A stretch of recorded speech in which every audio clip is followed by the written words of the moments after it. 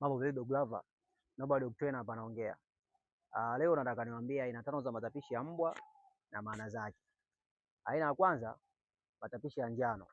Ukiona mbwa wako atapika matapishi ya njano, basi ujue inasababishwa na uzalishaji wa nyongo kwenye tumbo ambalo sio la chakula. Aina ya pili ni matapishi ya kijani. Ukiona mbwa wako atapika matapishi ya kijani, basi ujue hiyo inasababishwa na mbwa wako kula majani ama anatapika nyongo. Aina ya tatu ni matapishi meupe ama yenye mapovu.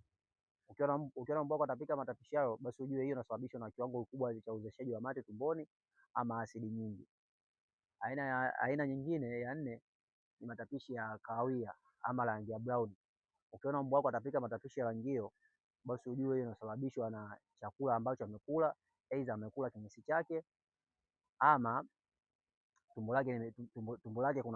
tumboni kwake kuna damu ambayo imeivilia.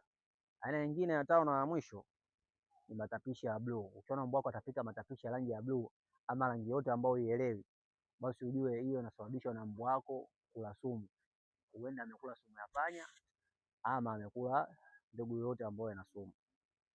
Make sure umenifollow, umelike na umeshare video hii kwa watoto ambao wanapenda mbwa, tuendelee kujifunza kuhusu mbwa.